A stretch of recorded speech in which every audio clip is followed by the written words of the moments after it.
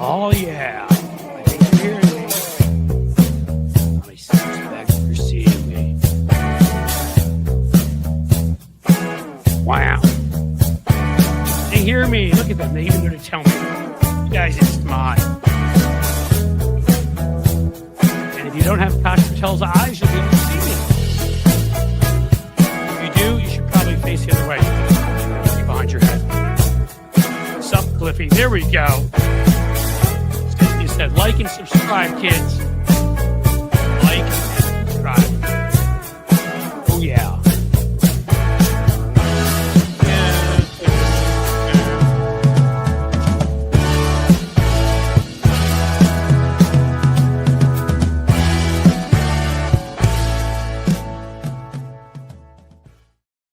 Hey, welcome back, my friends. Coming to you from the Queen City, Radio City, a snowy, cold city of Cincinnati. Glad that you're here. Glad that, especially those of you, no, not especially those of you. I thank, though, especially those of you that came over from Tony's place. I thank those of you that came over from the promotions I did on YouTube or from a carrier pigeon bringing you a note or an asteroid falling from the sky and making you rethink your life and say, I've got to go watch Cliff's live stream. Whatever reason you're here, I'm damn glad you're here. And you know, I don't know what that silly Ozark guy's doing, but he keeps getting here earlier. So, you know, he's going to make me have to replan everything I do here. I can't just come in and just, you know, boom, takedown. I'll do a Tony takedown. Okay. Yeah, we'll try that. That frickin' Ozarkian. He comes out, he acts all big, thinks he's tough, you know. Then he goes and he has to go start his own thing and being really successful and insult a whole bunch of other YouTubers who suck. Why does he need to do that? Why? Why, you know, because it needs to be done. Somebody has to tell the truth. Okay, I'm done. I'm letting him in. He's a good man and we want him here. I take it you listened to the last part of the show, maybe. I don't know. I didn't catch, but I bet you said some things. I may have said some things. Things. You say things. I do say things. I've had folks of my own to say stuff about, and that's only going to increase over time. Yeah, well, you know, we gotta start being accountable, and everyone needs to be accountable. So, well, and that includes, quite honestly, you and me. That's right. That's right. They can hold me accountable. Hey, report on me if you want. I like it when they tell me stuff. For example, I saw on your show, and I bet a lot of you folks are here. You're not huge fans of the chair, huh, guys? Oh, yeah. I thought I was a member of the great American working class. You are. Yeah. I'm not just going out buying a new chair. You guys are kind enough, many of you, to be Patreon members, YouTube, club members, Substack now. That's free, But okay, you came on over there, did that. Take your time when you could be working. You watch this. You give me super chats and super stickers. I wanted you to know that I am a good steward. You know, like Elon Musk always says, we want to be good stewards of their money. Okay, but I really am. I haven't even bought a new chair. I thought you would be proud of me for that. It's been a long time since but my chair's kind of squeaky. It like squeaks. And like the arm of my chair is like wearing off. So I know what you're going through over there. I know what you're going through. Don't let them duct tape, Cliff. Yeah, don't let them chair shame you. Don't let them chair shame you. I love it. It's fun, man. No shame. Again, we have the ongoing series here. For a while, it was would Cliff's mic work? And now that it seems to be working most of the time, I have to come up with other things. For a while there, it was, oh my God, Cliff's the whitest human being I've ever seen. So I had somebody come here and adjust the lights. So I actually look like I maybe have been out in the sun before. Tone. You have some flesh tone now. So okay. Now it's got to be the chair. But, one day, folks, just to screw with you, what I might do is just bring somebody else's chair in here, make you think I got a new one, and then go back to this one. I like or I'll buy Tina's a new one. suggestion. I'm not gonna lie. I think the duct tape will give you some street cred. Like Okay. if you duct tape that shit down, I think it'll give you some street cred. Okay, You know what I that's mean? true. Yeah, I think it's it like when will. you grab it does. It's like when you grab somebody on the street, duct tape Right. them up, and throw them in the back of a van. It's you know. And don't try something fancy like going and getting like black duct tape because your chair's black. Go get like regular old gray duct tape. And You make think I sure could it's get like the the yellow crappy or kind. blue, like the colors of my. No. You want the old style duct tape, and you want the cheap kind. Don't spring for the expensive stuff because you know these prices are Okay. high nowadays. These prices are high. Let me talk to you about this for a second. Okay? Yeah. Okay. All right. First, you're saying don't go spring for the expensive stuff, and you're talking to a Jew. So let's start with that. Am I barking up the wrong tree? Am I barking up the wrong tree? I mean, they just got rid of pennies. Like, I think my people, we're gonna have to have like some sort of a mourning period. We may have to hold we may have to hold some sort of a. Oh my god! Oh my god! Yeah. What? That was the first thing I said to my family, and a joke I made to my family, and they're like, "Don't go say that in your live stream." And here I am. And here we, So, well, you are on with me, right, guys? I don't really think that about all of my friends here who are Jewish. I'm making fun of myself. Don't get upset. Okay. He's only being anti-Semitic to himself. Exactly. I only am anti-Semitic towards myself. Self-deprecating anti-Semitism. That's right. Okay. There was going to be a part 2 to that, or just in general. Like, again, I'm me. I'm a guy that, like, literally, if you give me an IKEA shelf, I'll make it upside down. I can't fix a freaking thing. You think I'm going to get all high-ended on the duct tape I'm going to go get? Like, I don't know. I mean, you could go watch like a YouTube video to see how to reupholster it or something like that. But that seems a little out of your league at this point, is what you're saying. At some point, because I've decided it's time, somebody asked me, and they're very intelligent, like, are you tired of finding all those little black pieces on the floor? I got to admit, that is annoying. So at some point, I've even once or twice gone home and my wife's been like, what the hell's that on your sweater? What the hell's on your ass? You got black sprinkles all over your butt. Well, that's from a whole different experience. Oh, clowns involved, and it was a birthday party. It happens. But it happens. No pun intended, of course. I probably at some point, who knows when, we'll get a new chair, and then this won't happen. But we'll figure that out. I don't think there's an in between here. I'm not duct taping it. At some point, I will find the time and energy to go buy a new chair, and then it shall be done. Right. I don't know. I think the duct tape's not a bad idea. Like I said, it gives you street cred, especially if you run down to like the dollar store and get the cheapest roll you can find. So it's like half falling off, and then the fan is blowing the duct tape. You know what I mean? Like that would give you that would give real trailer park vibes, if you know what I mean. Dude, that's what I need, man. I need some advice. Can I hire you as like a trailer park consultant? Absolutely. Absolutely. Okay. I mean, I do. It's ho-hos and ding-dongs. I work for the Twinkies. I have a question for you. Yeah. Here, Tony. It's very important because somebody here, I think, would like to ask you a question and maybe thinks that they're going to upset you or troll you. So I thought I'd kick it to you. Let's go. Go ahead. From the Spice Shed. With Tony here, Cliff, it's for me. What's your opinion on lean diet pills? Well, I'd like to use. I'll be honest with you. I like to use them as anal suppositories. If we're really being honest, let me read the label here and see. It really suppresses my diet that much more. Is that the answer you were looking for, Spice Shed? I just was wondering. That's not on the directions, by the way. That's not on the directions. But I I mean, I'm just trying to answer your question because I know you're obviously asking in good faith a very honest question. So I want to, in good faith, give you a very honest answer. Right. Well, I think they're trying to say that I'm hawking diet pills for money, and they do sponsor the show for money, but they work. That's the best part, is they work. TMI. But you win, Jim. Jim, you have the right to say whatever the hell you want to me. Like you can seriously. You are actually, I'm going to let you in because of what you do here. You can also make anti-Semitic jokes. No, it's probably bad for your career. Don't. And I'm going to get the last name Williams unless that was really changed on the boat over. You ain't one of my people. Don't go down his road, Jim. Yeah, don't do it, Jim. This Jew-hating Jew over here. Thought you'd bash it, but you dodged. Okay. So if you really are looking for an honest answer, Spice Shed, my view on diet pills is like my view on a lot of supplements, some of which I take. I have admitted on here before that I am a bit of a workout freak. It's been tougher this week because this big launchy type thing I've been talking about, relaunch on Substack that I've told you is going to be coming up soon.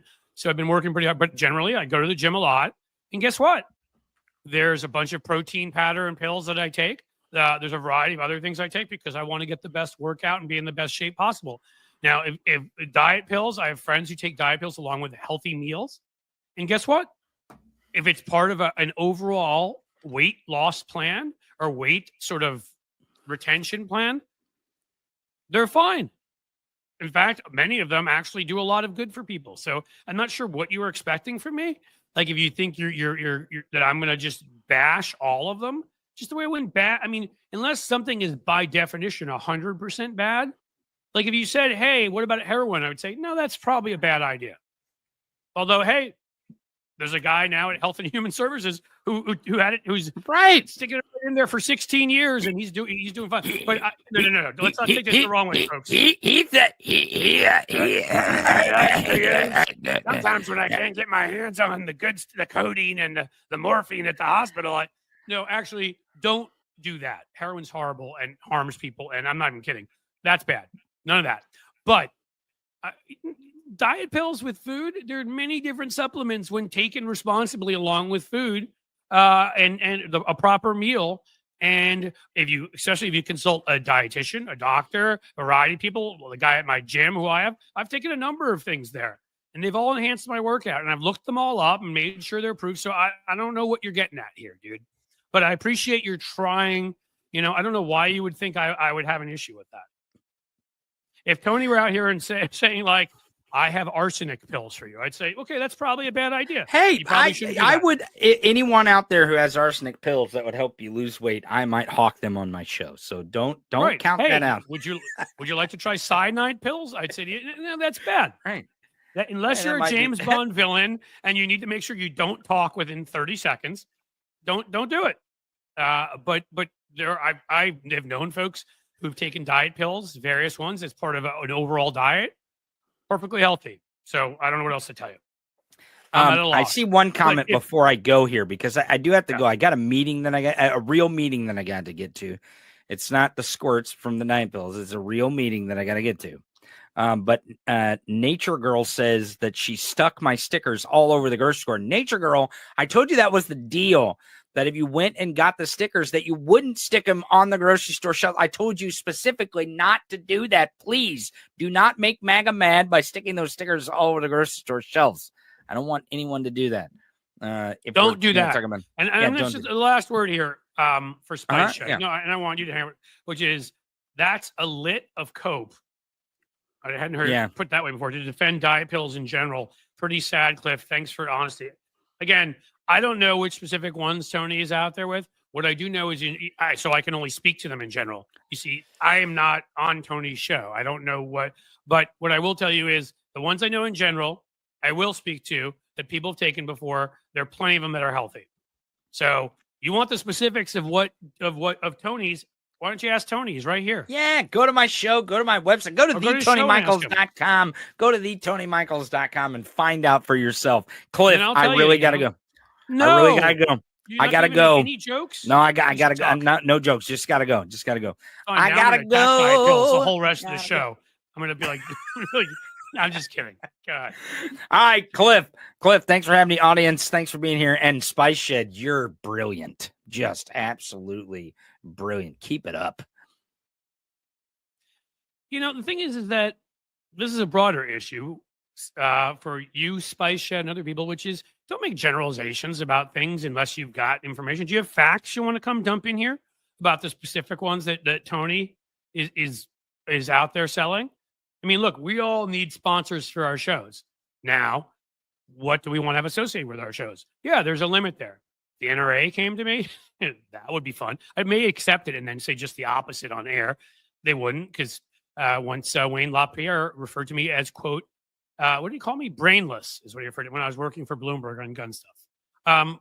If National Right to Life Committee, I can't say that without putting quotes on it, or just big oil or if it was big pharma or something like that. No, I wouldn't do it on here. But specific items, you're not giving me some like, thing as I made my jokes about cyanide or whatever. Like they're just people that sometimes that are such purity trolls that if you're not, oh my God, is it that Tony is found a way to support his show when YouTube won't even monetize him? What is it that your problem is? And if you can come to me with specific problems with what it is he's pushing, okay, then I'll engage with you.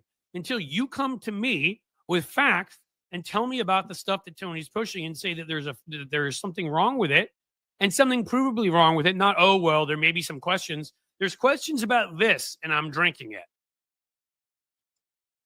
So, I'm not playing that game.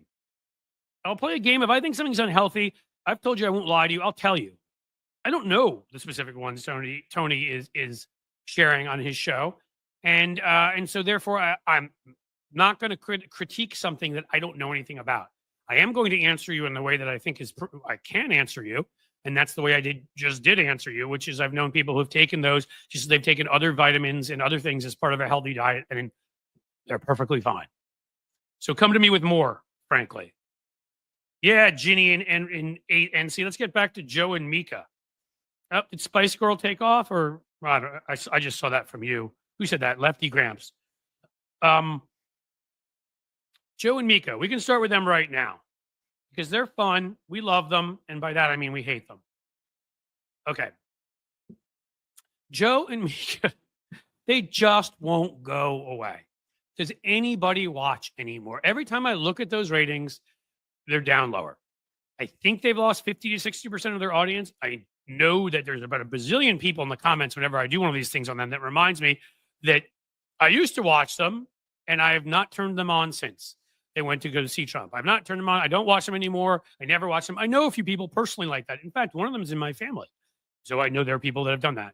I know there are other people that didn't really watch them regularly, maybe watch them weekly, aren't watching them anymore anyhow.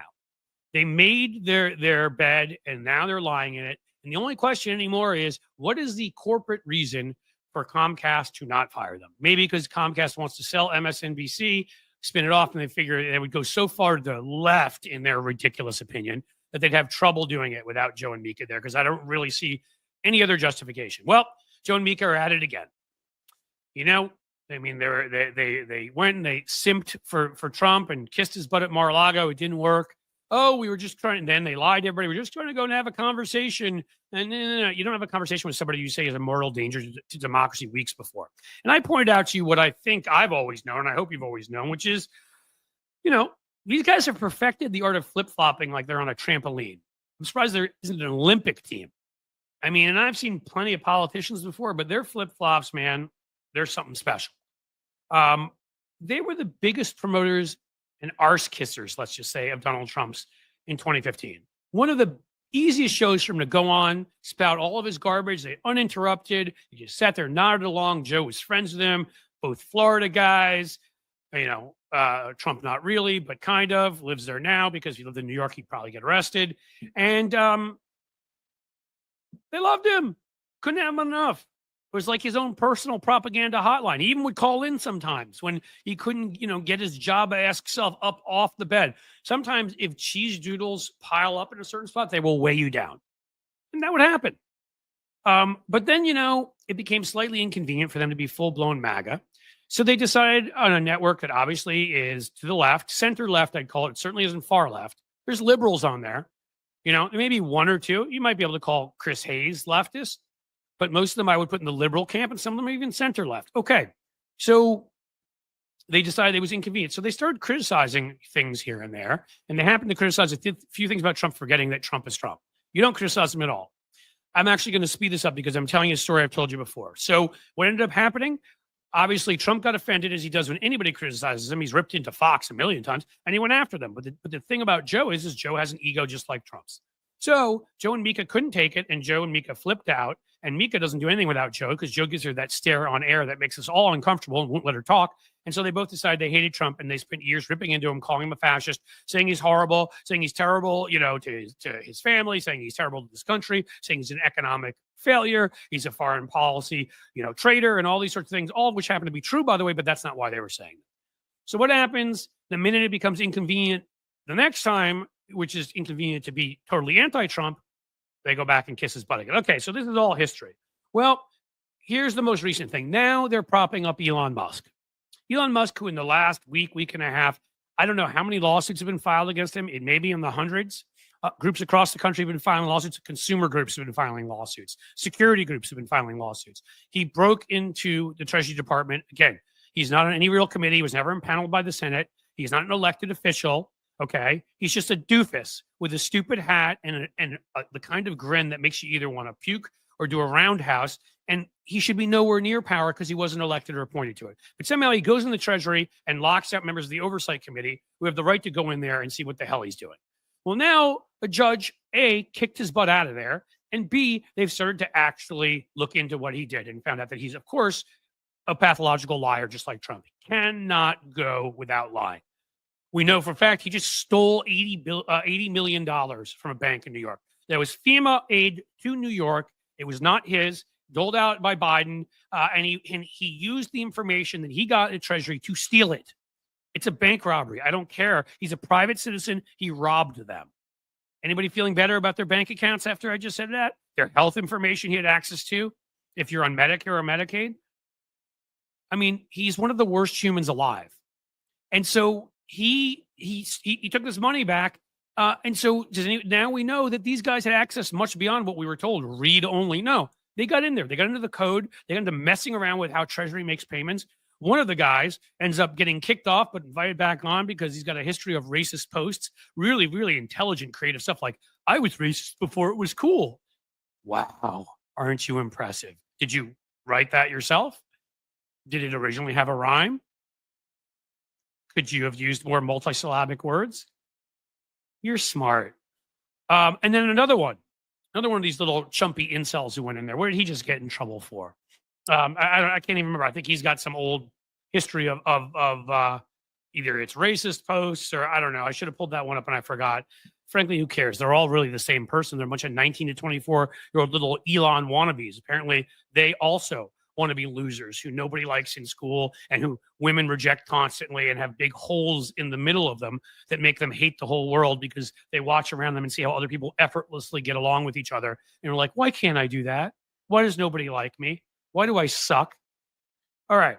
So at this point, Joe and Mika are what they are. They're Comcast. They're the absolute embodiment of corporate media rot. The corporate media that allowed fascists back into the Oval Office. The corporate media that enabled along the way, that turned Hillary's emails into a huge story and lied about it, that, fired Jim Acosta, that the guy out at the LA Times, the biotech guy who forced out their what do you call it, opinion editor because they were going to put up a pro Kamala endorsement, and now it said he's going to have some AI to determine if they're being fair and balanced.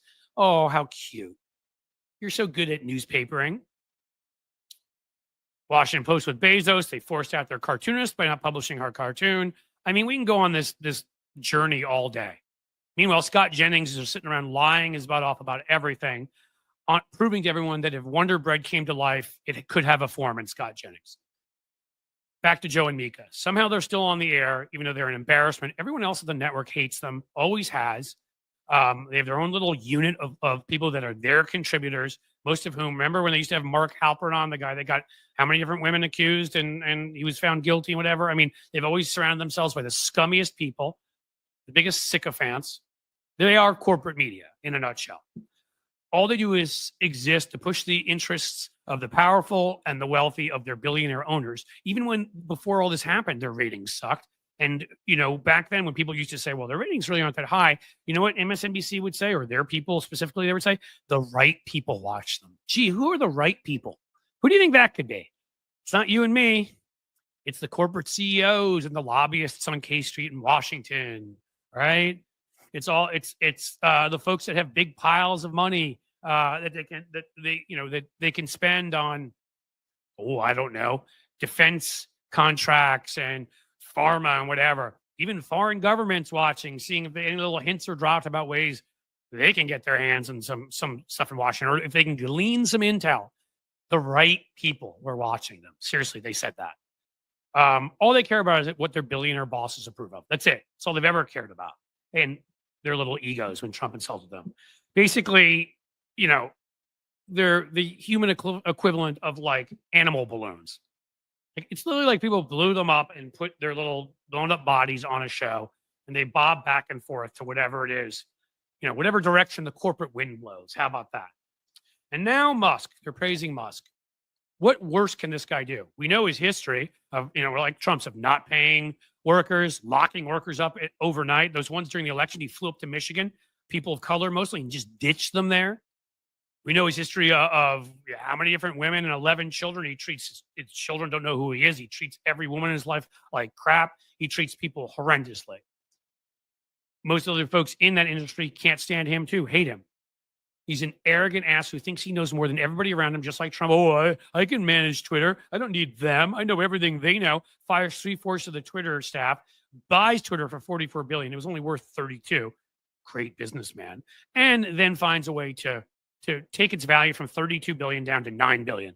Maybe firing 3/4 of that staff and turning your product into something, talk about duct tape, that's duct taped together, that it goes offline and people are able to access information they shouldn't and all sorts of other stuff. Maybe that's something to do with it. Oh, and by the way, it's the only business that you're not getting corporate subsidies up the wazoo. So you're going to go in and take corporate subsidies back. That's what you're doing, FEMA funds back when you go into a bank. But hilariously, that you wouldn't even be afloat. You'd be in debt like Donald Trump if you didn't have your corporate subsidies. So that's what Joe and Mika are praising. And why did they praise him? Because he stood up in front of the press and answered questions about cutting government funds. Oh my God, that's so amazing. You mean he deigned he lowered himself to answer the media's questions on government policy, on laws he's breaking when he's not in the government and has no right to be doing any of this? Wow, what a hero, Joe.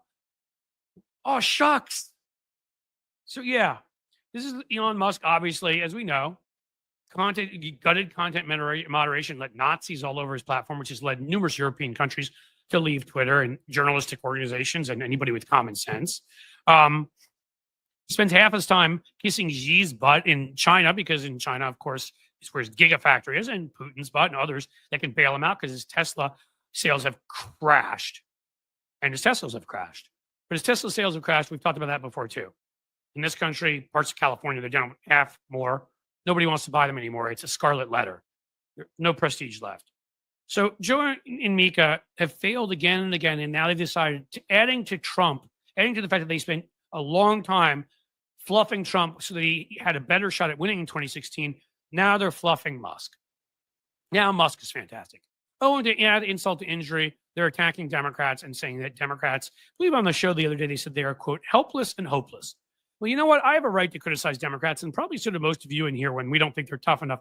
But Joe and Mika aren't Democrats. Joe never was. Joe was a right-wing Republican, and guess what he did when he was there in 2000? He was part of Newt Gingrich's revolution, cutting all of the same spending that now Elon wants to cut. He pretends that he was never that way. He wanted to cut the Department of Education. He wanted to randomly look at government and say, we're going to cut X percent, without looking at the individual programs and the kids and all sorts of other people, the children that might starve because of it. Other people hurt in all sorts of ways, veterans with disabilities, because he doesn't care. So I'm sure in Elon, behind the scenes, yeah, that guy's all right. He answered a couple questions. Wow. And Democrats are helpless and hopeless. No, Joe. No, you're helpless. You're hopeless. You and Mika are completely hopeless. Your show is helpless and hopeless.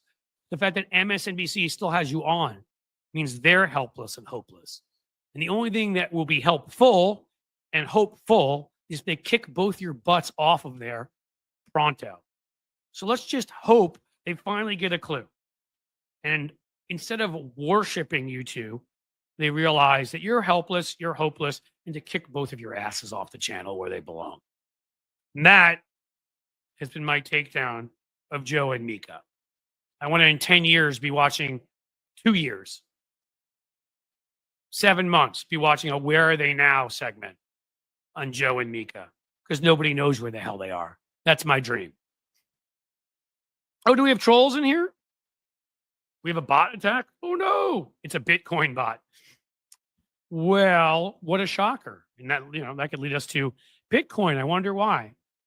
Could it be that those things, the reason why they're doing a lot of these cuts they're doing, why they're weakening the United States on purpose, as the traders, Elon and and his little gaggle of South African apartheid oligarchs out west, and Donald Trump, that they're doing it because Donnie had a little crypto scam he ran right before he came into power, and may make billions off of it in the end. And I'm sure we'll keep running those scams, and they've realized the absolute wealth they can make from destroying the dollar and trying to get Bitcoin to be the reserve currency.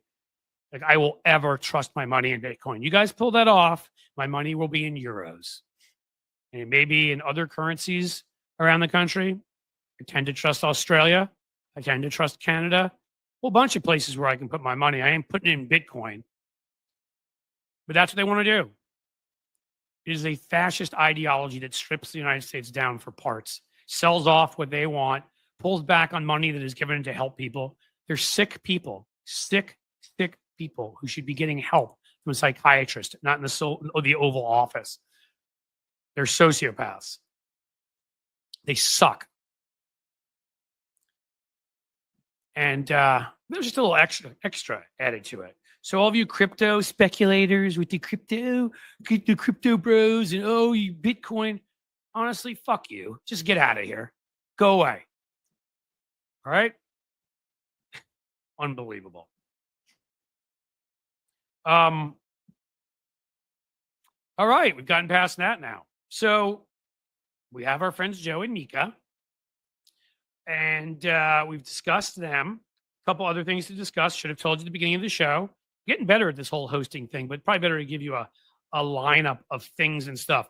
There's another great story in Rolling Stone we can talk about how Elon Musk and X became the biggest purveyors of online information. The tech billionaire always had a problem with telling the truth. Now he's an entire social network built on lies. Shocker, all he does is lie. Then we've got Cash with the faraway eyes. Yes, he made it through committee. Every Republican voted for him. Every one of those Republicans should go down in history as a traitor to their country. Kash Patel has an enemies list. He participated in January 6th, and the fact that Merrick Garland, I can't believe I'm saying that name again, never prosecuted him. He had no argument for immunity. He had no argument for debate clause, as members of Congress might have. There's no argument to defend not prosecuting him at all. They should have, and if you didn't want to talk, good. Throw him in a FedMax prison for a while. That's what should have happened to him. But now this guy that said that we should take apart the FBI because it's the deep state might run the FBI. Guys, we are going, if he ends up in that position, and this just shows you every one of those Republicans are traitors. If he ends up in that position alongside Tulsi ending up at DNI and God knows what, it's open season. China, Russia, Iran, Qatar, Bibi Netanyahu, that goofball down in Argentina, Erdogan, Xi, the bone saw lovers in Saudi Arabia. Like, you can just buy anybody off. FBI is not going to come after you. How sad and pathetic. Let's see. Judiciary Committee, it was 12-10 because Republicans have a majority. As they say in this article, he previously criticized the FBI's investigation into Trump's potential coordination with Russian meddling in 2016 presidential election. Potential, as in like they had 47,000 different connection points, and Paul Manafort had handed over polling to the Russians. But potential. And Kash Patel helped lie about that. It was the deep state. It was the government. He has potential conflicts of interest given his private sector work. This will shock you. With companies tied to the Kremlin and Chinese Communist Party. Like, no way. He'll be responsible for, of course, counting Russian espionage and treating China as a potential national security threat if he gets to the top of the FBI, which he won't do. But he'll profit off it, I'm sure, as they're infiltrating everything in our country. And he has his FBI enemies list, as I told you. More than 50 current and former U.S. officials who he could potentially target for retribution on Trump's behalf. Yeah, anybody that investigated Trump, looked into Trump, they fired a bunch of the FBI agents that did their job and investigated Trump. And potentially, on top of it all, he was accused on Tuesday of lying to the committees when he told them he didn't know about the ongoing purge of career FBI officials, Whistleblowers have shared notes with Democrats on that committee that says, in fact, he did know about the purge. Led by FBI Director Brian Driscoll and acting FBI Deputy Director Robert Kissany, where they said a group of top officials must resign or be fired. And the quote is, KP wants movement at the FBI. Reciprocal actions for DOJ. They are purging people and putting in their loyalists. That, folks, is called fascism or Stalinism. I don't care that Kash Patel probably can't, if you walk right in front of him, you can hide in front of him, like, and he won't see you because his eyes are like in all different directions. He's a national security threat in so many ways. He is a threat to any individual who believes in the slightest right to speech and freedom. He's a threat to our national security and in the ways he will enable China and Russia. And 12 Republicans voted for him. They're irredeemable. That party must be destroyed. You politically, literally must. And that's why Democrats need to be aggressive and constant. We're getting better. We're saying things. I have an example about that I'm going to share on this show. It has to happen. Because enough with the comedy and the fake getting along and this and that. They're not a party. They're a cult. They're a fascist one at that. Is there anything else to share here? Oh, Tom Tillis. Great. There you go. Tom Tillis. He'd be one of those votes against him. Brushed off Democrats' concerns. Traitor that he is too. He's been treated unfairly. Yes. A guy that advocated for a coup and advocated for overthrowing basically the FBI and firing agents and defended Trump against everything he did. Yes, that guy was treated unfairly. You guys, you treated like Christina Blasey Ford the way you did. For example, just to pick one person, are saying that, Hunter Biden the way you did. You're saying that that Kash Patel was treated unfairly. Oh, okay, Tom. I think Mr. Patel is going to come and fix an agency that I have great admiration.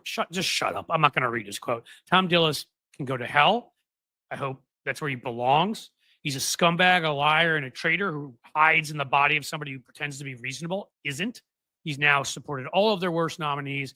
And God, I can't wait until he runs for re-election, hopefully without Trump at the top of the ballot if they don't find a way to extend Trump for 14 terms, because we're going to kick his butt out of there. Without Trump at the top of the ballot, he's hugely beatable. And now just put him on that list is as bad as the rest of them. There's no redeeming qualities about him. What a piece of trash. I don't know that we can stop Patel otherwise. So that may be a done deal now. We needed Tillis as one of those votes. Murkowski, maybe Collins. I don't know where we find any other votes. Amazing. So there you go. There's Kash Patel. Mayor Wedlock seems like a Putin puppet. Yes, he is. I think he's a puppet of a whole bunch of people. Unbelievable. Unbelievable. So what do you guys got going on? First, let me thank some folks who I missed. Once again, my friend Sheldon Hughes coming through.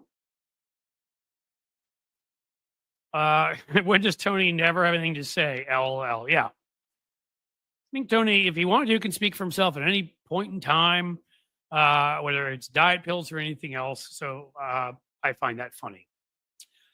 Thank you very much, as you do every time we're here, Sheldon. It really is important. E.T. Scotsmen are worse than Jews when it comes to money. Responding from earlier. Are they? I've been to Scotland. I didn't see it. I didn't see Nessie either. I loved Scotland. One of my favorite places. Seriously, not just saying that. I'm going to list a couple Southern European countries, and then Scotland and Ireland tend to be places I've had the most fun. But when it comes to money, I don't remember that. I remember a great beer. I remember a pretty cool castle in Edinburgh. Remember going up to Inverness and loving it and just being beautiful. Don't remember that. And wow, Peter. We don't even get a last name here, Peter, huh? So I can thank you properly. It's a $50 super sticker. Wow. You don't know how important that is and how that helps me out here in doing this. Thank you so much, Peter, really. Maggie Pie, who's also been a great supporter here a number of times before.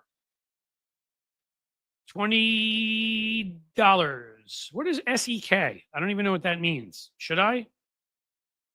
Somebody can explain. In a sane world, Elon Musk would end up in prison. Yeah, in a sane world, he would have been there long ago. And in a sane world, in addition to prison, with a Democratic administration controlling a Justice Department, a Homeland Security Department, earlier from stuff he said, but the minute he pulled that crap with Starlink, turning it off on Ukraine, the minute he also pulled that crap when he issued veiled threats at Kamala Harris, our nominee, there would have been a national security justification for yanking every single defense contract from him. And as he was attacking us on Twitter and using it as a political weapon anyhow, taking it from him. And again, these are the things you need to do to preserve democracy against people like that. You need to fight the ways that they fight. And we had justifications. No, you can't just go and illegally grab it from him. He'd given us national security justifications to, at the very least, pull every damn contract from him and stop giving him government subsidies. But no, that was too much for us to do. I'm going to have a section, by the way, it'll probably go out once a week, maybe more, from the Substack that I'm creating, because there's a main Substack that's just a column, and then there's going to be different sections. And one of them is going to be called, I think, Using Power. We're going to talk about Democrats that use power versus the ones that don't when it's there in front of you. I don't care if people have done it another way in the past. Is it illegal? No, it's not. It's legal, but people used to do it differently. I don't care. We're in a different world than we used to be in. There's a precedent against not doing it. I don't care. Precedents are often based on BS, as I've said. There's a precedent on the filibuster. Mitch McConnell completely destroyed it and started using it for everything. It was almost never used before that. They don't follow precedents. Why do we? In any case, to get off topic. Thank you, Maggie Pie. And Betty Loco's here. 21st Century Suffragettes today at 2 o'clock PST. Let's make sure we get that out there. 5 o'clock Eastern. Can I find you here, Benny Loco, on the YouTube machine to watch it? Let me know where I can find it. And if I am free at 5 o'clock today, I will watch. Because I'd like to have you on, as I said. Then we don't even have to hey, let's chat. Let me see what you guys talk about. We have anything in common. I assume we do because you're here. We're good. We're golden. So thank you all. That was all very kind and very helpful to me in what I do here. So thank you very much for those 5 kind gifts. And I will do it again every time. So lately, there was a while we got a whole bunch of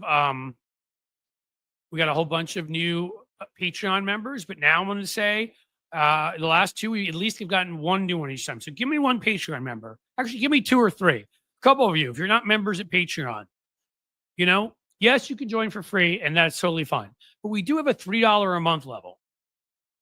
You definitely can, a lot of you can definitely afford that, especially if you know that right now, and I'm going to bring it up again. If you're paying for a New York Times, a Washington Post, an LA Times, any bad cable channel that you've got, if you're paying that kind for them, this is what independent media folks, independent creators need. Sure, I'm making some money now on YouTube, but it's not what you think it is. And now these live streams are helping, and soon Substack will help. And hopefully I'll be at a point down the road soon enough where I'll never have to ask you to do that. But right now, you can get extra content at Patreon. And if you can even, if you're one of these people who had never thought about it before, you're new here, on the $10, $25, hell, $50 a month level, if you're somebody who has been lucky in the ways of life, there are all sorts of crazy things. We can have a phone call and just chat. There's Zooms we can do. Even a highest level, we can get together for lunch. You can sit there the whole time and ask me about Tony's diet pills if you want. So go check it out, please. Go, Jim, if you can share it. Go check out Patreon, and I ask a couple of you to sign up today, because the more we grow, the more I can do. It really is that simple an equation. And Lefty Gramps is sitting there telling you Patreon is cool too. And I know he said that Substack is cool before. Jim is nice enough to share where the 21st Century Suffragettes can be found. So now I know. I hope I'm following you guys or subscribed to you guys. Am I? I felt like I did in the past. Did I do that? I see Veronica in here, which is awesome. Veronica, you can make sure we're subscribed to the 21st Century Suffragettes. That would be terrific. And any of you, I want to give you a chance. I'm going to put something else up in a second, but any of you, take a look at that. If you're not subscribed on YouTube, subscribe. We have to all, look, my job, I have to ask for stuff for me, but I'm going to ask for other people too, because we're not going to, we can make it. Many people defeated these kinds of forces before, and Trump and Musk will eventually have a falling out because they're both such idiots, and they'll fight back and forth, and there'll be openings for us to win things back and take things back, whatever. But I promise you, if we're relying only on corporate and right-wing media, it will not happen. My having a voice now with 103,000+ YouTube subscribers and building this platform where we've, the last 2 days, I think we've averaged having about 6,000, 7,000 people in here a day. Last week, we got over 20,000 twice. I mean, we're getting those kinds of crowds. We reach people. We message them. We make a difference. Well, so do the 21st century suffragettes, and so does Hal Sparks, so does John Fugelsang, and Stephanie Miller, and Tony Michaels, and, Bob Seska, others. Who'd I miss? Give me people I missed. There are a lot of great folks out there. My friend I had on here, Pondering Politics. He's great too. He's got about 450,000 subscribers. He's making a difference. Subscribe there too. Okay, I'll put up what Veronica put up. There you go, guys. Got it. A couple of you, please go subscribe. I don't want to have to keep pushing it, and I hate asking for stuff. I hate asking people for money and subscriptions and whatever, but if I don't, you won't do it. Some of you will do it. If you don't, not as many of you will do it. And if you don't, and not as many of you do it, then there's a point where, either YouTube takes off in a huge way, Substack takes off in a huge way, or I get into a point where this is no longer feasible. Right now it is very feasible. You guys are doing great and really helping me. Danielle Moody. Yes. See that. She's great too. When I used to go on Mary Trump's show, she would be on there. I like Danielle a lot. So appreciate the brave people that you just mentioned, Cliff. And I also love Sherry Jacobus. Yes, I should remember. I was thinking of people that had shows when I said that. Sherry Jacobus doesn't have a show, but I should also think of people that do great. I mean, Sherry, once we debated on TV. She once was the RNC communications director. Left the minute Trump was the nominee. She has immense knowledge about Republicans, immense knowledge about communications. Is a terrific communicator. I think she's broken. She hasn't been on there that long, and now is at something like 12,000 subscribers. Go help her grow to a point where she can reach more people. We'll all benefit from that. The Rude Pundit. Thank you, Stephen. That's why I'm hoping there will be a point, and I'm supposed to get a streaming key from Substack.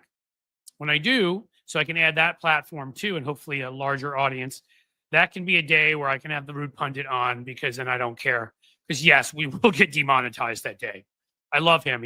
He's a great guy. He went on my old podcast, so I'd love to have him on. It just has to be a day where I accept. All right, I'm having him on, and I'm demonetized at YouTube, which I'm okay with, as long as we know that there are other places I can go to that day. Hippie Soul. Why do Republicans hate poor people? Because they hate themselves. I brought that up last time I did that quote from Tombstone.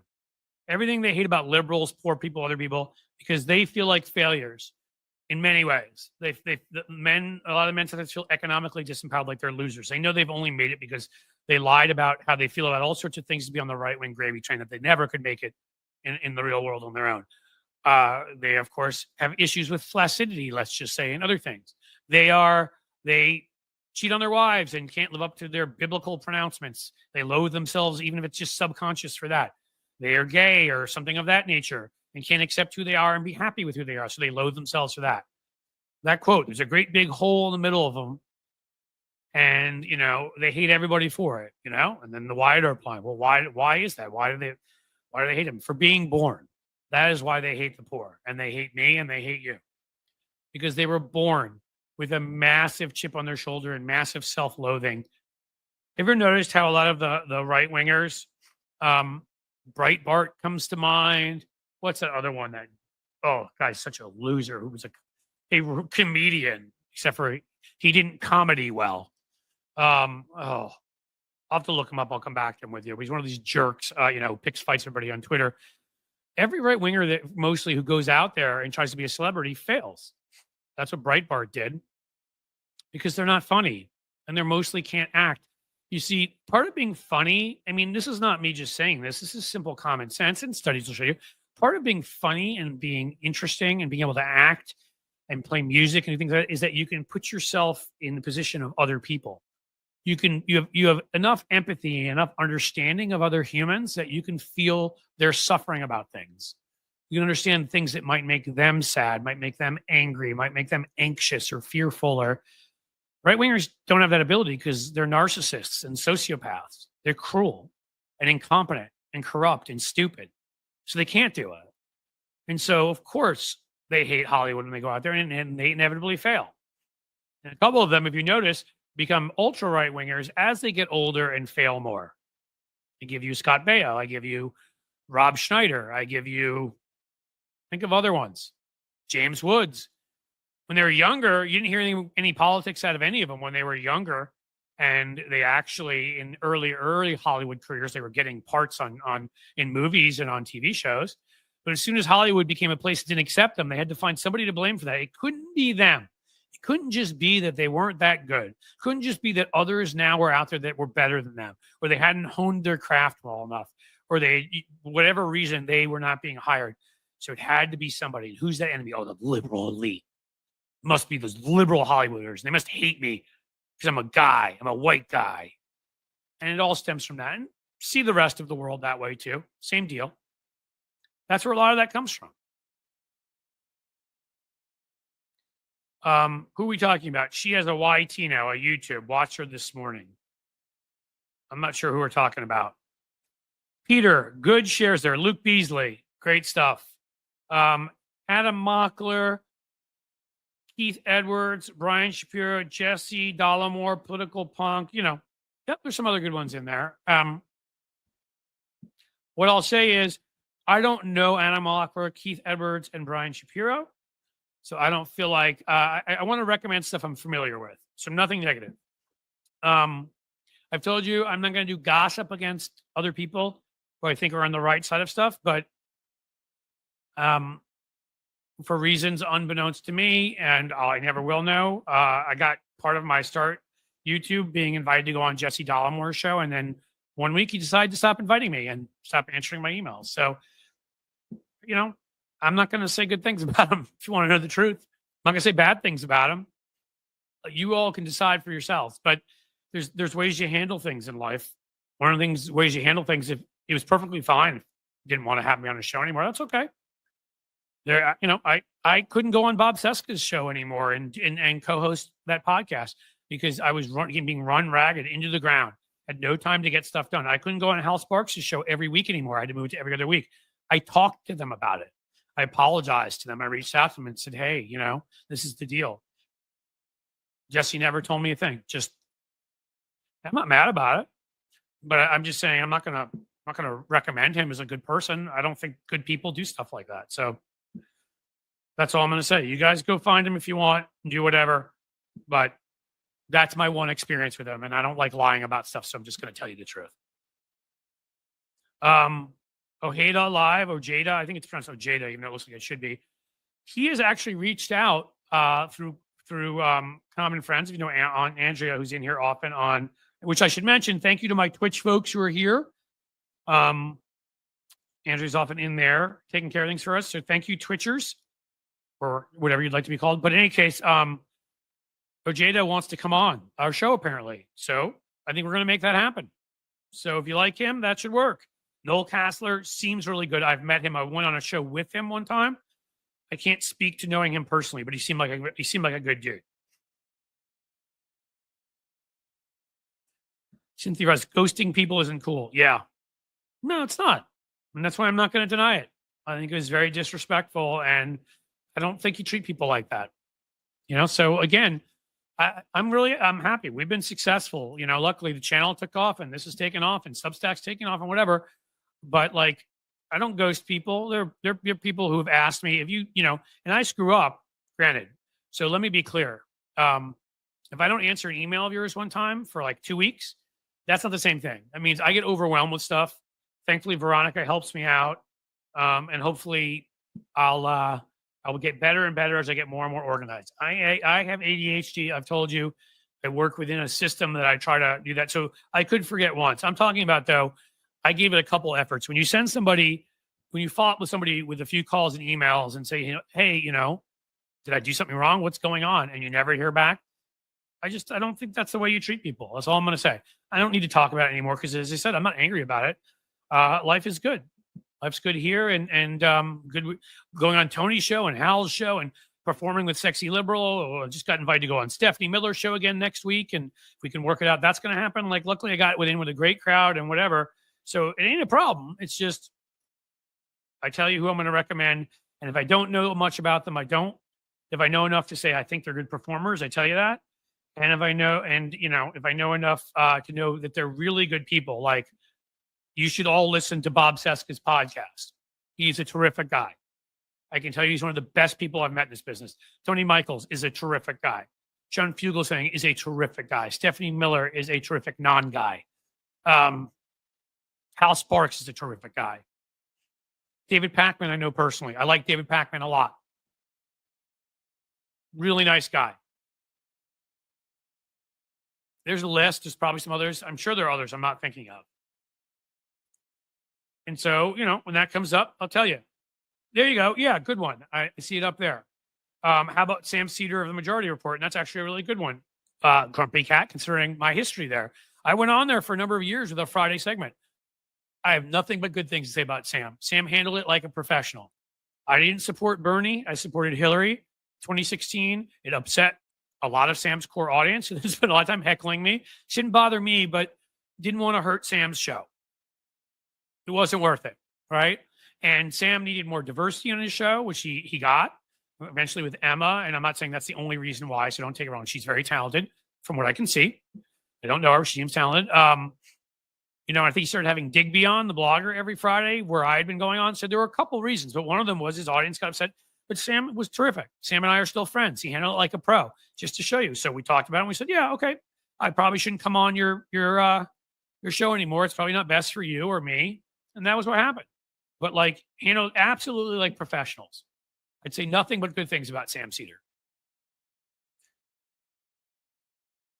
Boston Brian, hey, I've spoken to Boston Brian once or twice, Sylvan. I'm not going to repeat what you're saying here because I don't know that to be true. You have a right to your opinion. But I will say that when I've talked to him, the dude is running around like, he's still a plumber and he's doing this in between. I don't know.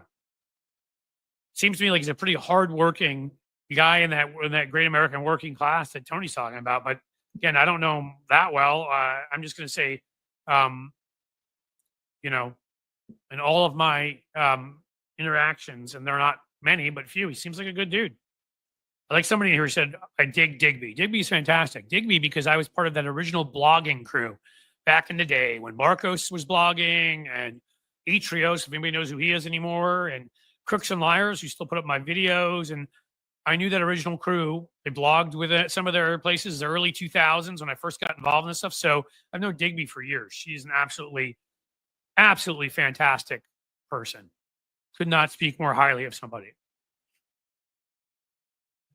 And then, Benny Loco's here with a shout out to all the suffragettes, which of course, because the suffragettes I've seen in here are, I've heard, first of all, from friends of mine who watch you guys that you're terrific. Second of all, if my friends in here are any indication and what they say about you, you guys are awesome. And if you're any indication, I got nothing but good stuff to say.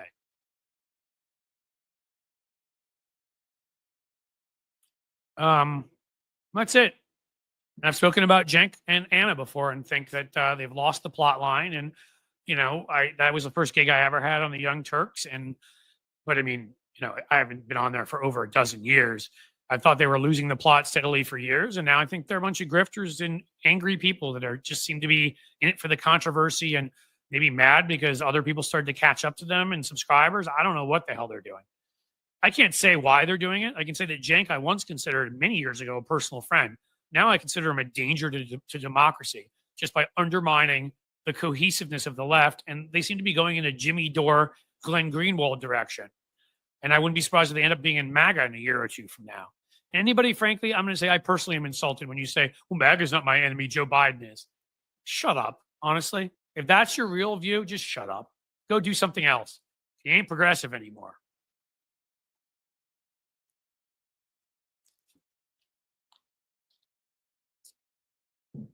Well, Stephen Manning, Driftglass and Blue Gal are great, and they go without saying because I've had them on here as guests.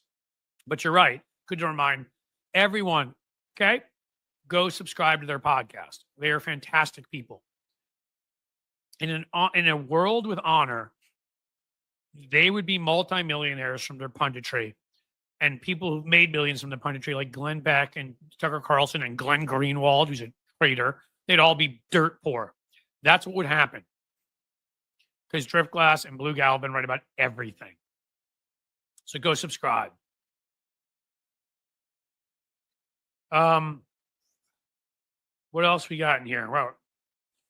Well, yeah, Cenk is a blowhard. Cenk's always been a blowhard. I mean, he's always you're just like, dude, chill.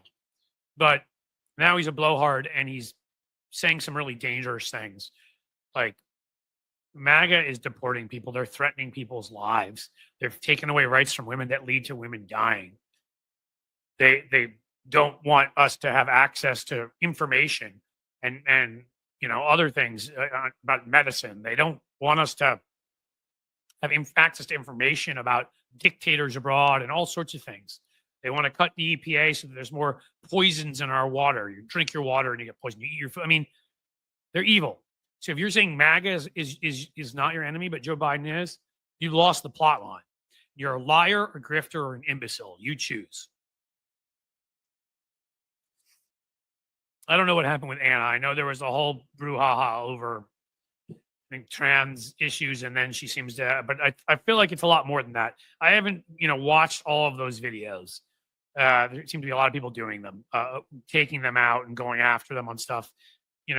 I'm not interested in the gossip as much. So if somebody wants to give me a quick summary of what Anna has actually said or done, I just know that, yes, I've heard from people I trust and seen stuff where she's been awful too. She was a friend too, not nearly like Cenk was, because she came to the show later.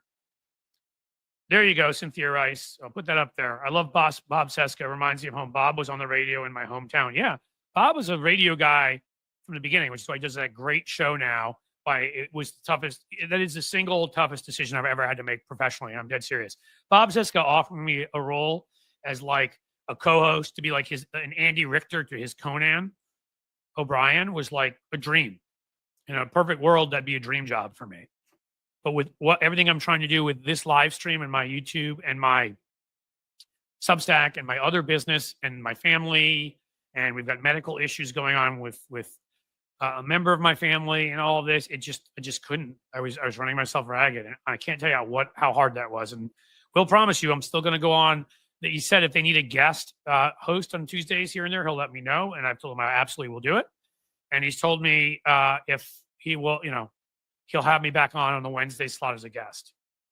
Kelly Starr, what about the fired IGs?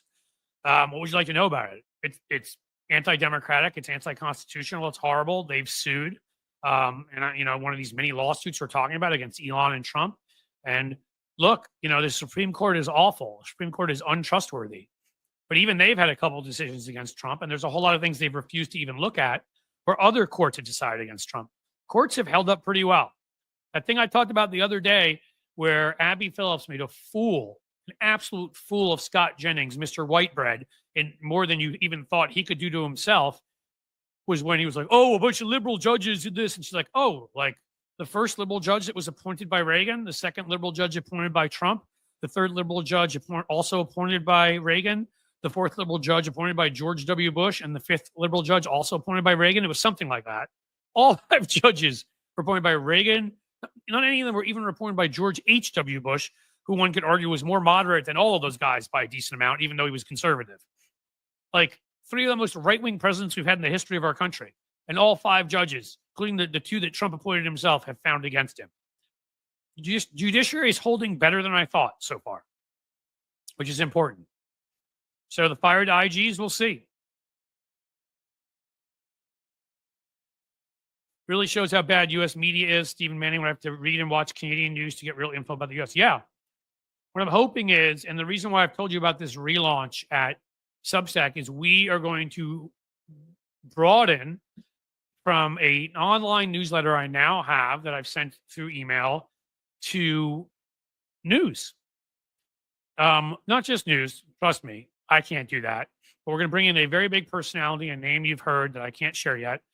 But we're going to do news. It still will have a political leaning to it because, again, reality has a liberal bias. But I'm still going to do my very partisan stuff. We're going to have other features there for you. But my hope is that for everybody who, needs to be able to get in the morning and the evening, like a roundup of important stuff going on, some good opinion columns, some good short and longer videos. So it'll be multimedia, some good short and longer audio. So numerous pieces by people you've heard of on important issues. That's what we're going to try to do. I saw effing Matt Taibbi in there, and yes, when I was coming up as a writer, because of the way I write, if you're at Substack or you read my columns for the Daily Beast, Matt Taibbi and I had some things in common. We both have a gonzo element to our writing. I used to admire his writing because, that's the kind of writing I like to do and I even looked up to him. And what a loser, what a shill, what a pathetic shadow of himself. Russian money must be a good thing. And before, he texted me, allegedly, I don't know. Maybe he's just lost his mind. Maybe somebody else is paying him money. Maybe he's just a wanker. I don't really know. I don't know what happened to him. Man, did I enjoy his reading back in the day. You couldn't literally sit me down A Clockwork Orange style and pin my eyelids open and make me read something by Matt Taibbi today. Whoa, what did I just do? Hey, I went full screen for a second by mistake. That was my first technical mess up this entire time, guys. Are you proud of me? Thank you, ET. For the $5 super chat, when the Overton window is skewed so far to the right, everyone that is not in the middle of that window, like old Scott, is now a lefty. Yeah. Well, that's it. The right pushed the Overton window to the right, which is why if you'll notice, and if people don't know, I think most people here would know the concept of the Overton window. What is acceptable discussion? It used to be not acceptable to stand up on a stage and, raise your hand in a aisle like you were Eichmann. That would have gotten you removed from politics and removed from public life. Like the Overton window on the right is going crazy. So that it sort of widens what can be used, what kind of language, what kind of policy, some of their vicious policies towards children. And that's why, again, there are people to the left of me who are good faith people. David Pacman, Sam Cedar, two that come to mind. I'm sure there's others. Farron Cousins. And I support them because the Overton window needs to be wide to the left. I should be a moderate. I think I'd call myself a liberal right now. I believe in the principles of liberalism, but I kind of feel like I wish that the Overton window would go far enough to the left. And people are like, Cliff, man, he's a moderate. Then you'll know we've gotten far enough to the left, that we've expanded our Overton window. That's right. And then there's Musk needs to deal with Kanye. I mean, is that just performance art at this point? I mean, he said on there, and I quote, "I said no to 3 Make-A-Wish Foundation children." Sorry, I don't mean to laugh. It's so cruel and ridiculous. I didn't know what else to do there. I mean, there's all the anti-Semitic stuff, sure, which is bad because it can lead to attacks and whatever. I said no to 3 Make-A-Wish children. The guy's his brain is melted down, and because we have this apartheid-loving idiot running, Twitter, he won't let you say anything bad about him or Trump, but he's going to stick with the free speech thing as long as it's a bigot speaking out.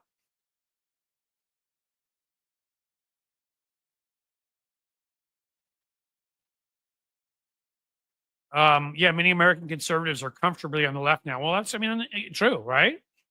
I listen to the guys sometimes here and there at Bulwark. I almost feel like they're like me. They're like almost like center-left Democrats at this point. Maybe they're a little bit to the right of me. I probably don't agree with them on everything, but someone like Tim Miller, some of the other ones are center-right, certainly. Not centrist. And then, traditional conservatives, people that you would have considered very conservative years ago, are like center-right. I wonder what Kanye sees when he looks in the mirror, Kelly. Sir, I don't think vampires can see their own reflection, so I'm going to go with nothing. Otherwise, I'll go with hopefully someone who will end up in hell.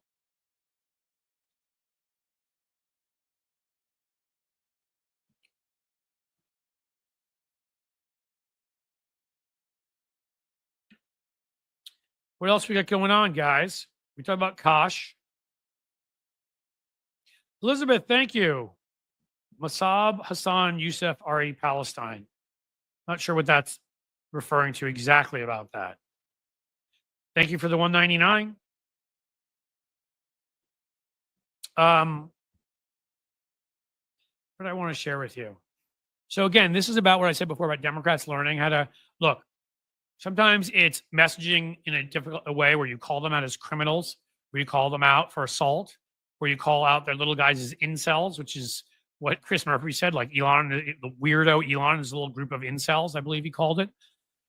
All of the way the language with, how the Democrats, the ones that we love, who will take over sooner, hopefully, rather than later, speak about them is the way you speak about them. But sometimes some profanity is necessary too. And so I'm seeing more of that, right? When I've already used some on this show, so I'm going to try not to use more so they don't come after me. But when Jasmine Crockett sort of said, we're not going to put up with any of this BS anymore. When that representative, whose name I'm forgetting from Florida, said, we got this guy digging in here when we just want to get our MFing tax returns. Like we have started to, I give you Congressman Robert Garcia, who's been really good at going after them recently. So here you get Brianna Keller asking him, do you think they call on Elon Musk? I don't know how to say this otherwise. So a word that rhymes with this, all right? Because again, I don't know what they're going to nail me for here. Do you think that Elon Musk, that calling Elon Musk a pick is effective messaging? Congressman Robert Garcia, well, he is a pick, and that's spelled with a D. Just right like that, right back, on the air. Didn't think about it for a second. That's how you have to talk about them. Again, it sends a message of strength to those watching. It sends a message to people watching that you know what you're about, you have confidence in yourself, and that you're going to talk about bad people in the way you're going to talk about bad people. They're not going to intimidate you. It also sends a message to people on the other side. It's psychological warfare. Some of them are so thin-skinned like Musk, he might lose his mind over it and say something stupid. And it also shows people on the other side that you're not just going to give in to them. There's a lot you can convey with one simple message. It also lets the media know that you've changed, and maybe they'll take you more seriously. That you're not just going to fold. Also, it could be spelled with a PR, ask, you're right. This one was spelled with a D. So that's important.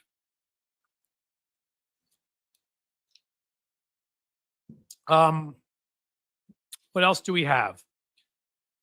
He's going to talk about that picture, that image of Elon's little goofball son, in the Oval, basically talking trash to Trump and how pathetic it made Trump look with him standing over him. Tony covered a lot of that, but for those who didn't watch Tony's show, I mean, if you saw that, Elon there with his stupid little kid, which again, when you come in and somebody is signing an order, any adult would know, and Elon honestly has the EQ of a 4-year-old, would know that if you're going to bring in a kid young enough who's going to be laughing, making noise, whatever, that's not appropriate. I love kids. I love my own kids, whatever. There are times for kids to be brought to stuff. That was not a moment for that. You know what Elon reminds me of in a creepy way? I got to tell you, he reminds me of Michael Jackson, the way he's got the kids around all the time. Not saying anything, but it's creepy. You don't need to bring your kids around every time you're with Donald Trump, okay? Maybe show up on your own once in a while. Just bring that fat gut of yours and your stupid black MAGA hat. You'll be fine.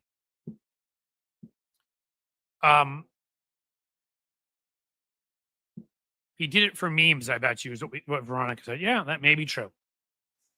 Yeah, well, we can all use that now. That little kid basically ripping Trump apart. But in any case, again, they're like, we're being run by infants, by people with just, they have no social grace. They have no understanding of the moment, no understanding of how adults are supposed to behave. Again, I think I wrote this on my Substacks. They're both, Donald Trump and Elon Musk are walking, talking versions of imposter syndrome. How is it that a lot of the rest of us get it and those two don't? Those two actually never grew up. The fact that one of them is the president of the United States and the other one's the richest man in the world is mind-blowing. It tells you that you should never get imposter syndrome because there's literally nothing you can't accomplish in this world if those two idiots, those two numbnuts are in the positions they're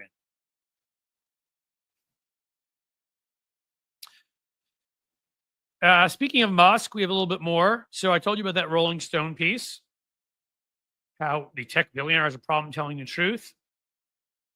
I don't want to read the whole thing and go into it.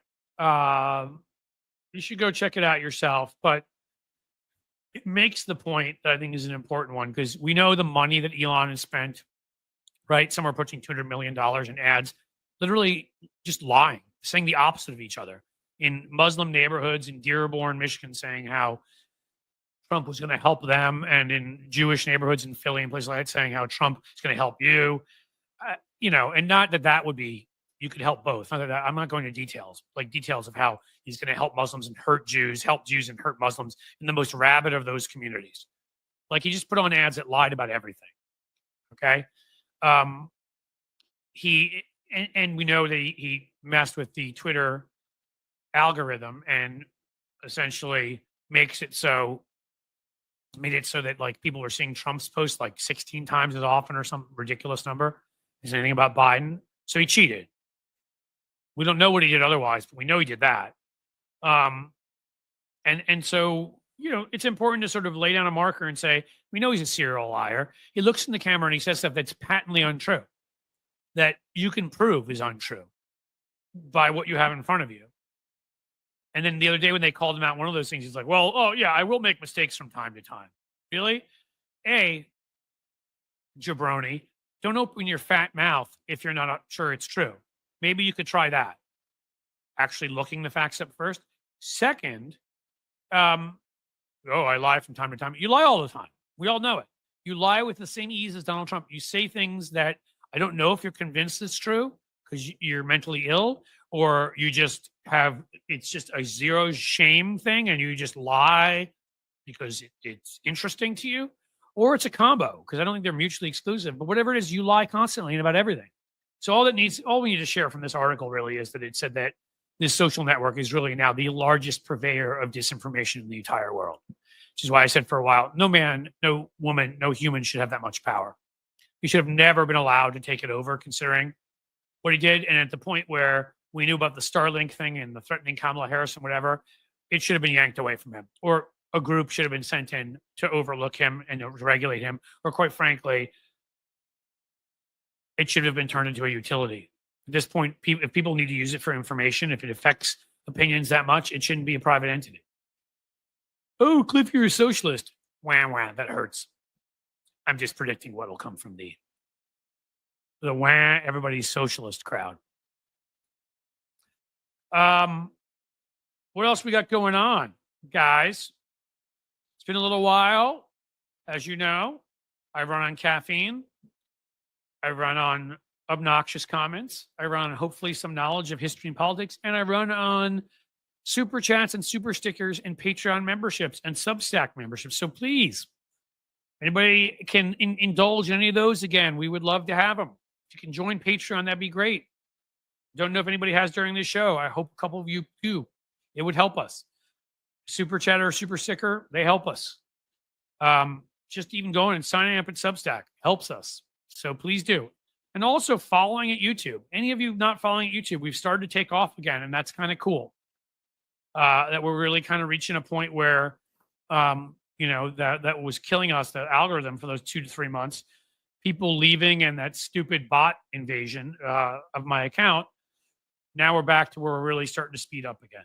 Sheldon Hughes jumping in. Thank you, Sheldon. A gifted membership at YouTube. There you go, folks. Look at that. Anybody want to match Sheldon with something else? With anything else with that?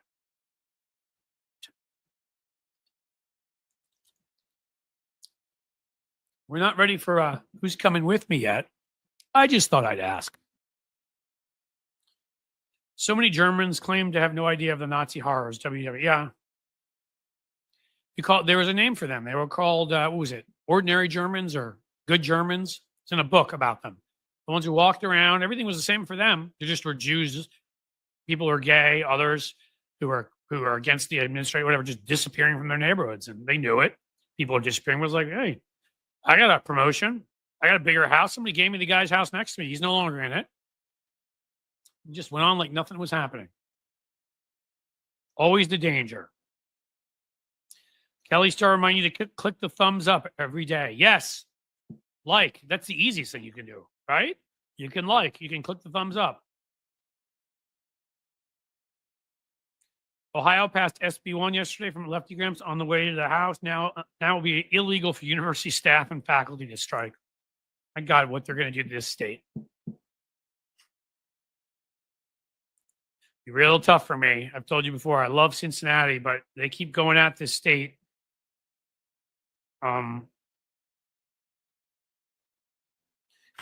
I see you this time, Starlene. 3 times I've tried to apologize for yesterday. Remind you I'm joking when I say you ignored my message. All right, see?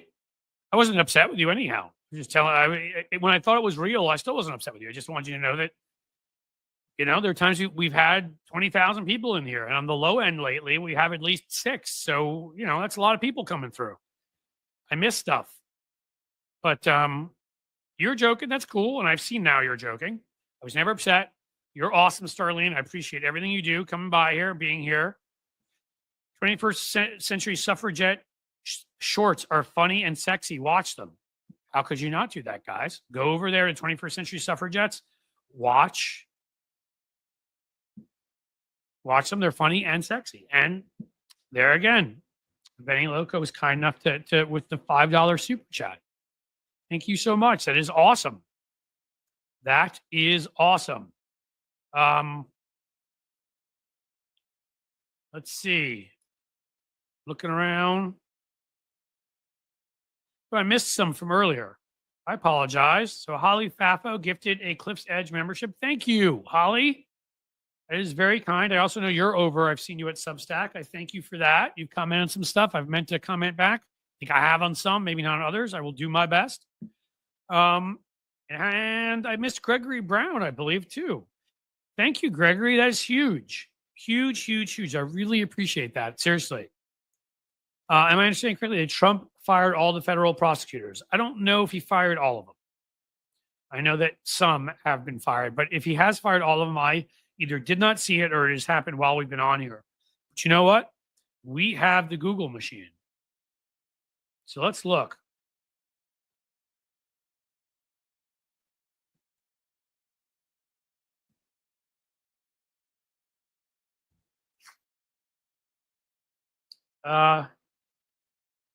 White House, it's from 57 minutes ago. So White House terminates top federal prosecutors amid DOJ FBI purge. Yeah, they're trying to get rid of everybody that did their job and investigated Trump. I don't know if he did all of them. Let's see.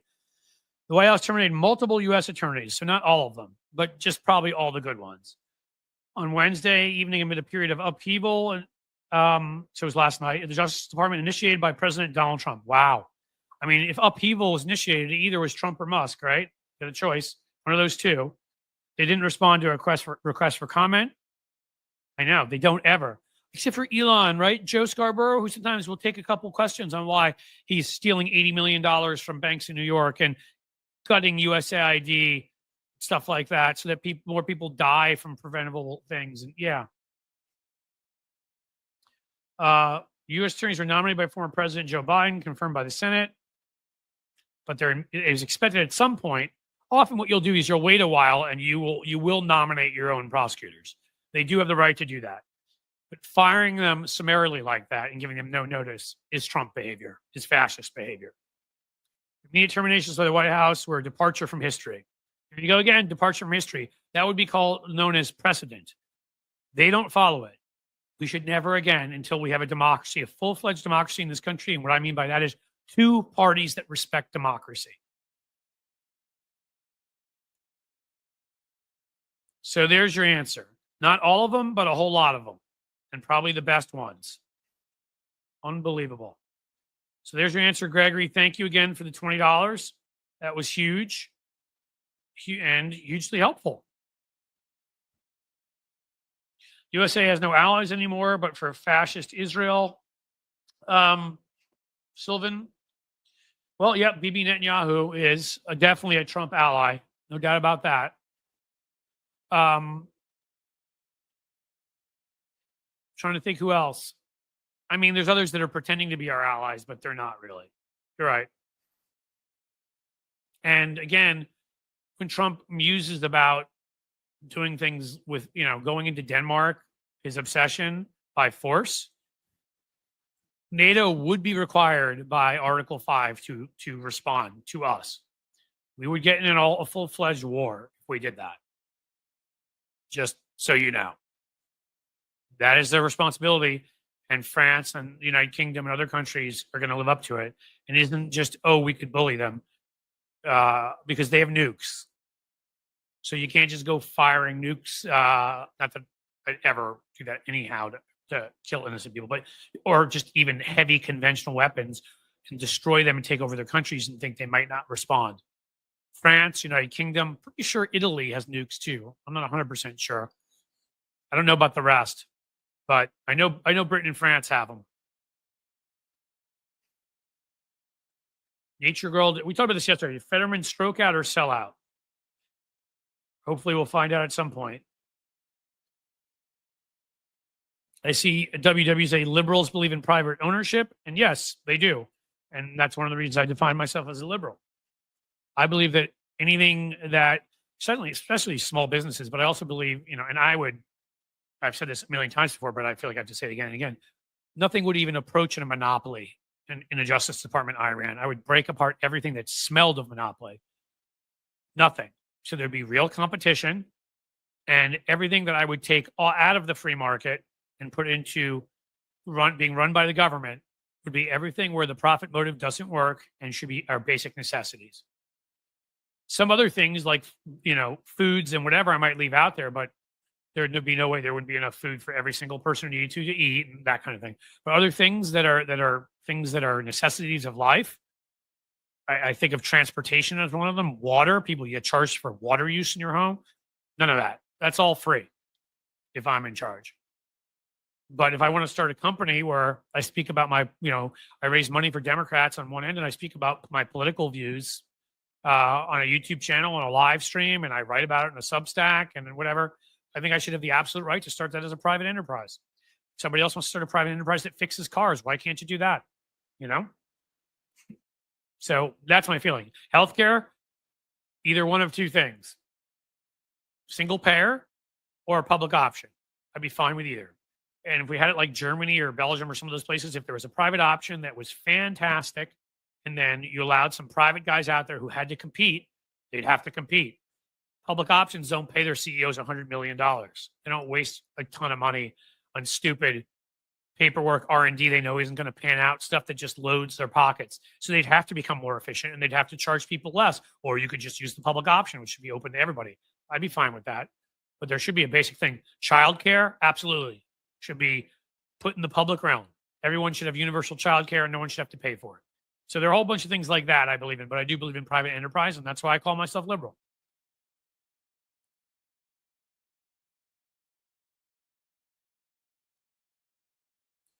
All right, what else we got, kids? I'm going to leave a little bit early today, just so you know. There are even some more things going on, family stuff I really don't want to get into. I've kept the mood good on purpose, so I'm going to keep the mood good. But we'll probably have another 5 or 10 minutes before we are out of here. Before I have to get out of here is what I'm trying to say to you. So what else is going on that's interesting in the world?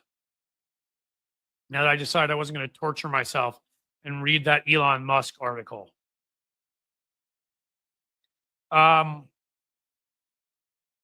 Let's see. Breaking. I know this is going to shock you all. It may not be breaking. It says breaking up here, but I don't know how long I've had this up. Matt Schlapp has been accused again.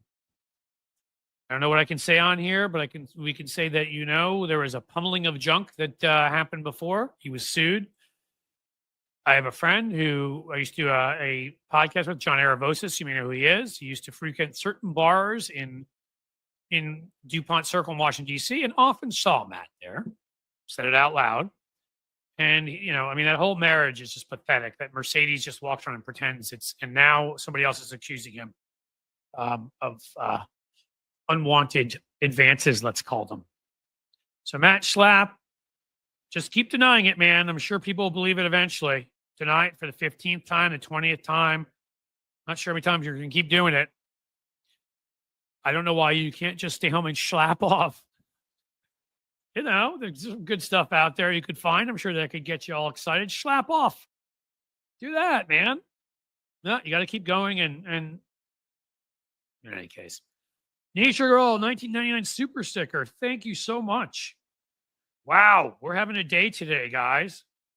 We are having a day. I think 4 of you now come in with, we're going to count 1999 as 20, either 20 or more. 150. We've had a whole bunch of people for 5s. And I mean, don't think I don't appreciate everyone. 2s, and you guys are actually you're helping me. So thank you. And yes, Michael McAndrews, he should go schlap himself, which I bet he does sometimes. Probably while picturing Tom Fitton in those tight, girls volleyball shirts he wears from high school so he can show off his big chest and biceps. There's another one that doesn't have a giant hole inside and doesn't need adulation.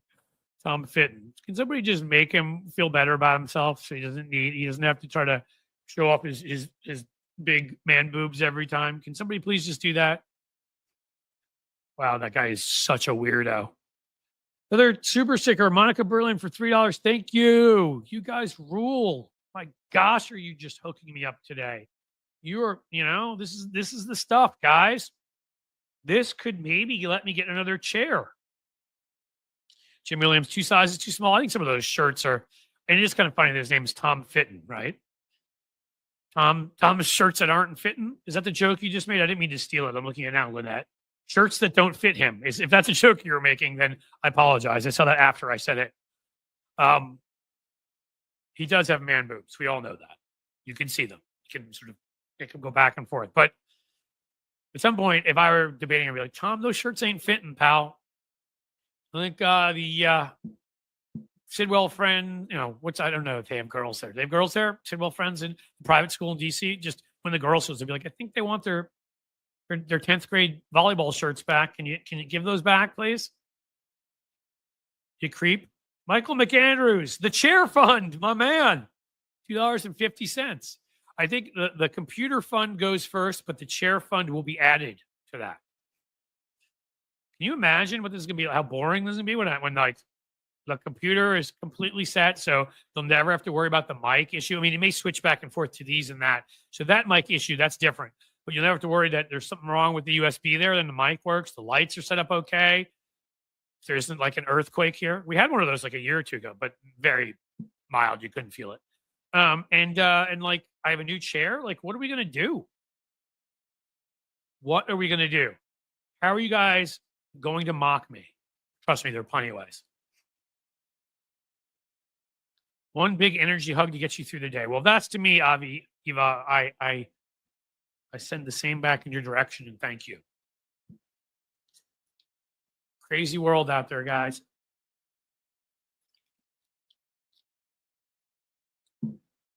He needs to take a trip to the Lower East Side and see a tailor, Cliff. Right. My grandfather on my dad's side sold women's coats. Actually, I know that part of the industry, the shmani industry, I believe they called it. There is the obviously the he was on the Lower East Side for a while, and they moved up. Where was it? It was in Midtown. They moved the area where they sold all that great stuff. Get a pardon blanket for your chair, Cliff. So I get a Trump flag for my chair. Problem is I would deface it in ways that might anger some of them to the point of, I don't know, who knows what they might do. Okay, yeah. I mean, I do think at some point we will get a new blanket. New chair. It's just what it is. Trump lived in New York City all his life and never found a good tailor, Cynthia Rice. That is correct. And that's why I still can't believe it. Because again, I was growing up in New York City, lived there 25 years of my life. I was growing, early years up to whatever. And I was living there when this guy, for those that didn't live in New York City, I can't explain to you what a joke he was. what a clown he was. Nobody took him seriously. Nobody could ever imagine this. That's why they made jokes on it in places like The Simpsons and stuff. They couldn't imagine it. They thought it was such a ridiculous future, they had to make fun of it. Yeah, his suits, there's a problem with your suits. Your suits are like 2 sizes too big and your ties hang down below your balls. Like, learn how to tie a tie, man. I know it's a crappy Trump tie made in China, but like, I had to go to school every day to a place I had to wear a tie for about 10 years up to the 8th grade. And like, if you tie ties enough times, and he has, because he always is in a tie, and he apparently his dad, there's a famous story going on Facebook from somebody that was a roommate or hallmate of his freshman year of Donnie Jr. freshman year in college, where Donald Trump Sr. showed up and Donnie Jr. to take him up from Philly to New York for a Yankees game or something. And Donnie Jr. had his Yankees gear on. Instead of having a suit and tie on, and Don Sr. literally slapped him in the face to the ground in front of everybody. This was an open thing on Facebook, quite seriously. This guy was discussing and said he was. So Don Sr., besides being an abuser, was wearing ties for years. And how is it that he doesn't know how to have the tie go down to your belt about, which is what you do? That's the rule. A little bit below your belt, maybe. Barely. It is pathetic, folks. Trump suits are off the rack. Yeah. Trump suits are off the rack and Trump is on the crack, I think is the way we can put it. I think, guys, we're at that point. I don't have a lot more to talk about today. I am exhausted. I've told you. I apologize. There is something going on serious in my family. That's all I'm going to talk about right now with someone's health. And it's, it's a challenge. And so I'm keeping happy. I'm thinking about you guys. I'm thinking about all the great things in life. I'm laughing. I'm having fun. But it is a weight on me, and it is something that can kind of challenge sleep sometimes and whatever. I kind of feel like we've had a solid run here, right? But still, today is a nice long version of the program. We're at about 3:40, I believe. So I think we're just about there. So I got to, even though you've been so generous, I got to just do one. Who's coming with me? Come on. Who's coming with me? I just need one. Thank you, by the way, Matthew Tarpley, for saying you understand. Dawn for saying be well. You guys are the best. Kelly Starr sending love. You guys are terrific. You are family. For community, your family, you're terrific. Thank you for that. That actually honestly means a lot to me because it hasn't been easy. But I still have to do it. Who's coming up? Sheldon Hughes, of course. Sheldon Hughes is coming with me. Sheldon with the $2 super chat. Folks, I think, and then Francie Ryle, of course, with the $3 super sticker. You guys are the best. Reach out to me, Benny Loco, about the suffragettes and about coming on here. Other folks, reach out about anything and everything. Please join our Patreon. Please subscribe to YouTube. Please join Substack. Seriously, I can't tell you how much I appreciate that you all allow me to do this, that you all find me interesting enough to watch, and that this is a growing thing that you're all supporting that is going to become self-sustaining. And we're going to be in a place where we can make a difference, hopefully have an impact on everything out there. So I could not have gotten here without you. I can tell you that. So keep on keeping on. Have yourself a great evening, as we're not going to be on for a couple of days. Have a great weekend too. Seriously, work hard, do things that improve our country, but play hard too. Relax, have time with the parents, the kids, brothers and sisters, whoever you want. Go see a game, go watch a show, go read something good. Just take care of yourselves, all right? Take care of each other too, as you have all been so kind here and taking care of me. I'm in a moment where it's helpful to me, to be quite honest with you. So many people saying such kind things, it really does make a difference. So have a great weekend. Keep being awesome. And as we say here, as the sun sets slowly in the west, my friends, I bid you a fond farewell.